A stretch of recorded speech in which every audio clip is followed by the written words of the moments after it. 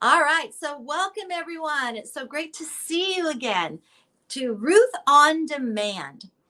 You know, I have to say, it's for me at least, and I'm sure for many of you out there too.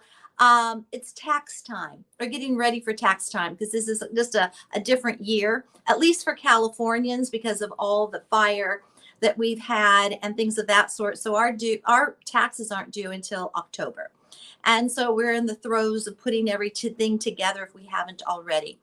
And I will share with you as I look at my expenses, the things that I've paid for, and I suggest you do the same thing.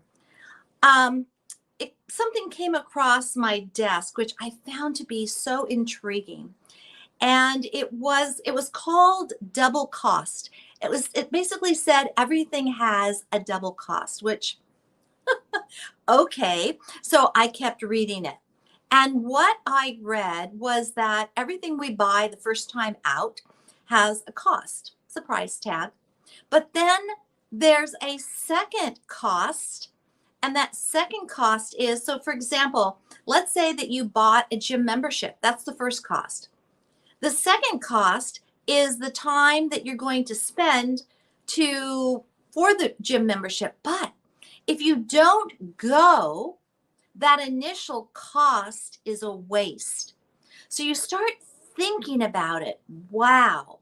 And what about all the apps that I have added because it just sounded so cool at the time, and maybe I haven't canceled them, or maybe I still have them, but I'm not utilizing them. So all of a sudden, that initial cost is now a double cost if I'm not using it.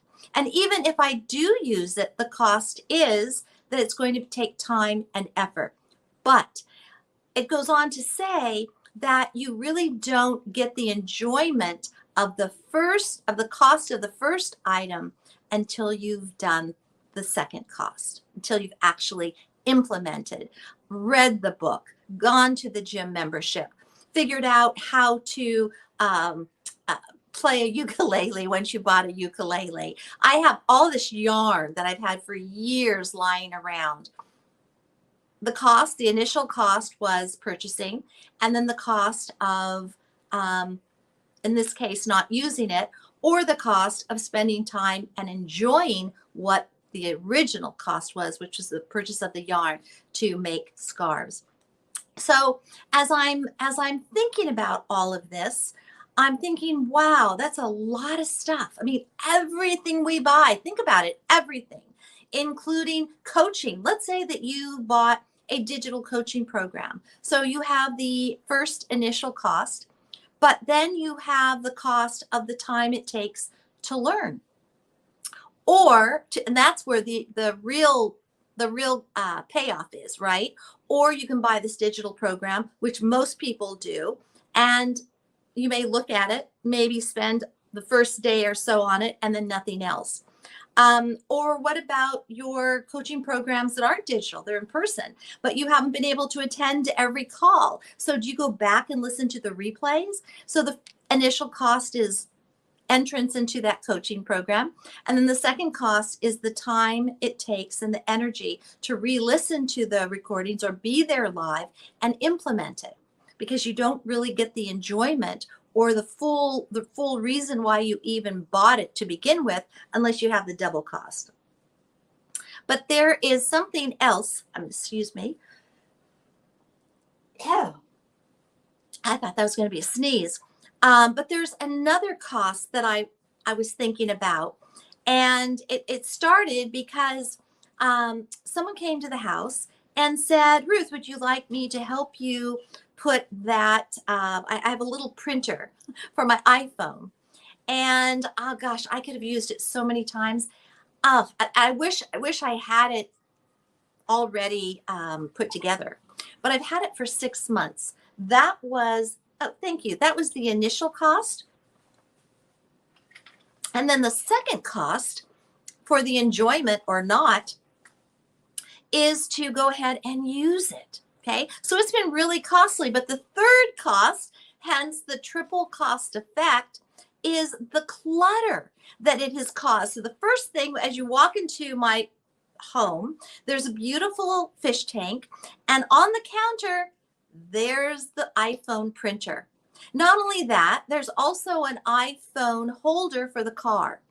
And I haven't utilized that either. And I've had that a while.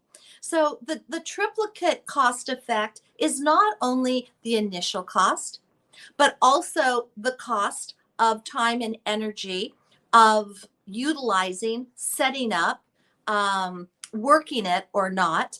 And the third cost is the clutter. Even, I'm looking at my desk, and I have these big binders of each of, not of each, but of many of my coaches this year. And one is at least that thick. I mean, it is thick.